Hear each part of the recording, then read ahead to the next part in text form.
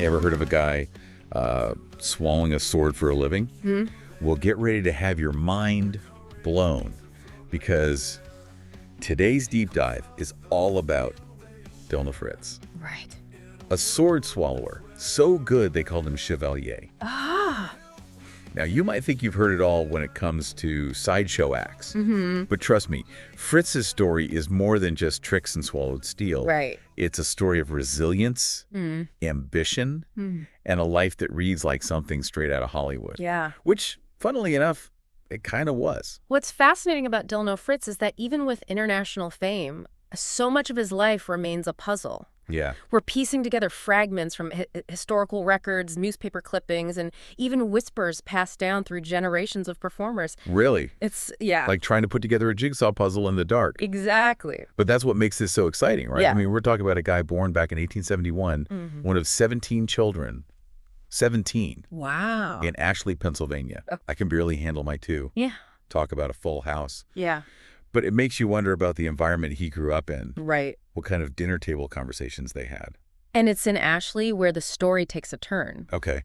At just 11 years old, Yeah? Fritz loses his leg in a train accident, a tragedy that undoubtedly shaped his worldview. Oh, wow. Some say this is when his fascination with sword swallowing began. Oh, Was it a way to reclaim control? wow. To defy the limitations life had thrown at him? It's fascinating to consider. Seriously, talk about turning adversity into art. Right. Right. But even the story of how he learned to swallow swords is shrouded in mystery. Yeah. He claimed it was his father, also a sword swallower, but the historical record is pretty quiet on that front. Precisely. This lack of concrete information adds to his mystique and forces us to question everything. Was he intentionally obscuring his past? Right. Or were these simply tall tales spun by a master showman? Ooh, I love that, a master showman. Yeah. And speaking of showmanship, he doesn't just become Delno Fritz, sword swallower. He goes full-on theatrical with the stage name Chevalier Fritz. Wow. I mean, it's genius. Absolutely. This French persona wasn't just for flair, Right. though it certainly adds a certain je ne sais quoi, wouldn't you say? 100%. It speaks to the fiercely competitive world of entertainment at the time. Yeah. Remember Chevalier Clicquot, another renowned sword swallower? Oh, yeah, Clicquot. I read about him. Wasn't he one of Fritz's biggest rivals? Exactly. They were constantly trying to outdo each other, Wow. pushing the limits of what was considered humanly possible, Yeah. swallowing longer swords, performing more dangerous variations. Talking about high-stakes entertainment. It's like sword-swallowing Olympics up there. But all this rivalry and spectacle, it makes you wonder about the man behind the persona. And from what we've gathered, Delno Fritz's personal life was just as dramatic as his stage presence. It's a good reminder that behind every great performer is a complex individual navigating the ups and downs of life. Yeah. Just like the rest of us. And boy, were there downs. Yeah. His first marriage to a young actress named Maud Churchill was a whirlwind romance that crashed and burned pretty quickly. Right. Accusations of abuse, a messy divorce. It definitely makes you wonder about the toll this took on Fritz. It's a stark reminder that even amidst the extraordinary, life's ordinary complexities persist. But thankfully for Delno, there was a second act in his love story. He met Maud de Alden while touring Scotland, and they fell deeply in love. This time, it seems like the real deal. Right. They were together for years, sharing the stage and their lives, both sword swallowers. Yeah. Imagine that. But tragedy, as it often did in this line of work, struck again. It's a heartbreaking story. Oh, no. Maud de Alden died during a performance. Oh, my God. The risks these performers took, the Oh. fine line they walked between wonder and disaster. Yeah. It's almost unimaginable today. It sends chills down my spine just thinking about it. Yeah. To witness that kind of loss, especially in such a public and traumatic way, it really makes you wonder about Delno's state of mind. It's hard to fathom, isn't it? But instead of letting this tragedy break him, Delno Fritz continued to perform to captivate audiences. Right? And get this, he even befriended another legend of the time. Really? A man who knew a thing or two about spectacle and defying death, Harry Houdini. Okay, now I'm picturing them together, Fritz and Houdini. Yeah. Comparing notes on how to make audiences gasp. What a duo. Right.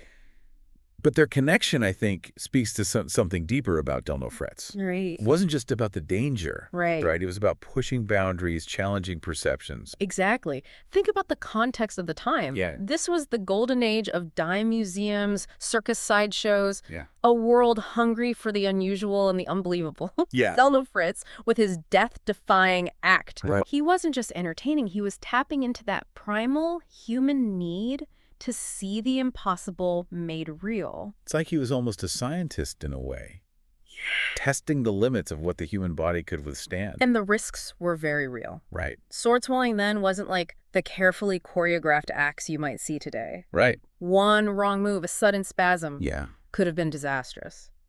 And knowing what we know about Maud's tragic fate, Yeah, it's even more poignant, isn't it? They lived with that risk every single day. absolutely. And yet they persevered, Yeah. driven by a passion for their craft and a desire to amaze. Wow.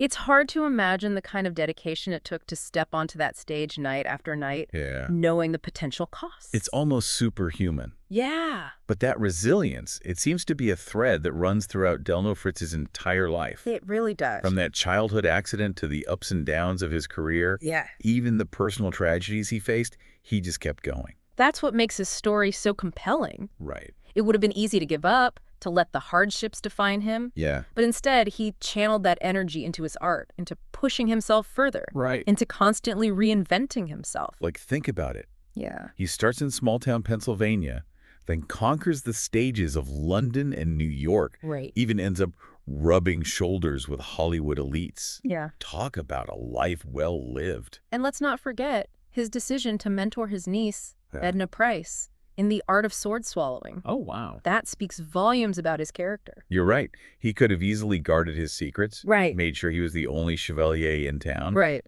But instead, he shares his knowledge Yeah. and shows that this unique and frankly terrifying skill continues to exist. It's a powerful reminder that true legacy lies not just in what we achieve, but in what we pass on to others. Right. And in a world obsessed with novelty and fleeting fame, Yeah. that's a really profound message, don't you think?